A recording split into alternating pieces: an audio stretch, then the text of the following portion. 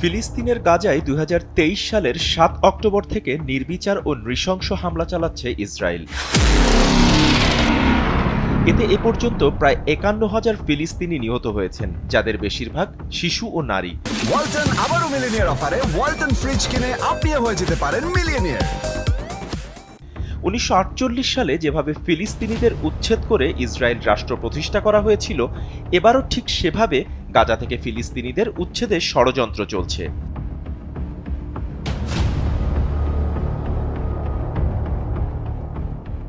দেইর আল বালাহের ৫টি এলাকার বাসিন্দাদের তাদের এলাকা ছেড়ে পালিয়ে যাওয়ার নির্দেশ দেওয়ার পর ইসরায়েল গাজার মধ্যাঞ্চলে নতুন করে ব্যাপক বোমাবর্ষণ করেছে।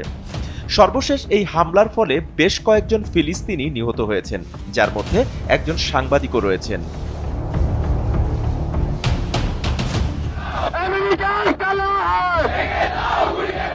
ফিলিস্তিনের গাজায় ইসরায়েলি বাহিনীর চলমান বর্বরতার প্রতিবাদে এবং ফিলিস্তিনিদের প্রতি সংহতি জানিয়ে সোমবার রাজধানী ঢাকা সহ সারা দেশে সাধারণ মানুষের ধর্মঘট কর্মসূচি চলছে।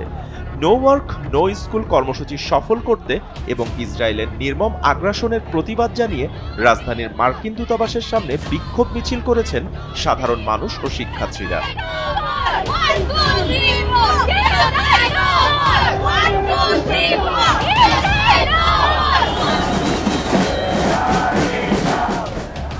ফিলিস্তিনের গাজা উপত্যকায় ইসরায়েলের চলমান হামলার বিরুদ্ধে মরক্কোয় ব্যাপক বিক্ষোভ হয়েছে।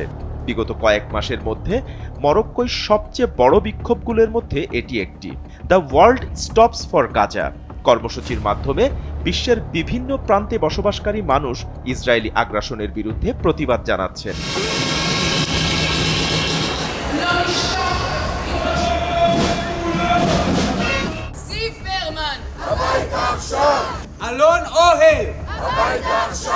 চলমান ইস্যু নিয়ে আলোচনার জন্য যুক্তরাষ্ট্র সফরে গিয়েছেন নেতানিয়াহু। গণহত্যা ও বিশ্বাসঘাতকতার অভিযোগ থাকা সত্ত্বেও নেতানিয়াহুকে বরণ করতে লাল গালিচার ব্যবস্থাও করেছেন ট্রাম্প প্রশাসন।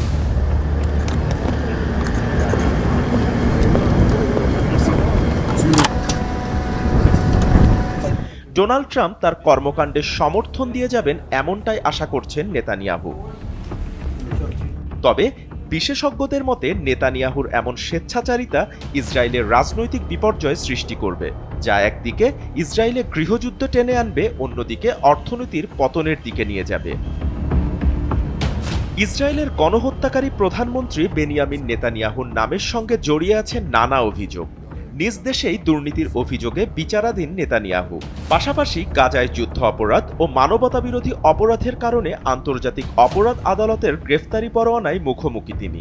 আর তাই তো খোদ ইসরায়েলেই নেতানিয়াহুর বিরুদ্ধে বিক্ষোভে ফেটে পড়েছেন সাধারণ মানুষ।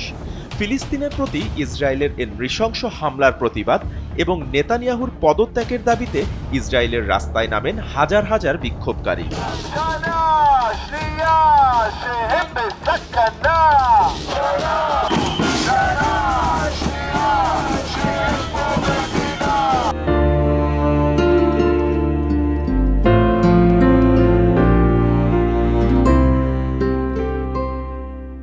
ফিলিস্তিনের এই অসহায় মানুষগুলোর পক্ষে কথা বলার জন্য আদালত, ধর্ম, বর্ণ, দলমতের প্রয়োজন হয় না।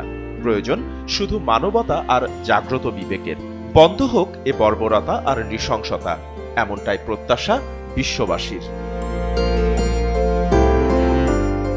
বাপ্পি খান, এসএ টিভি ডিজিটাল।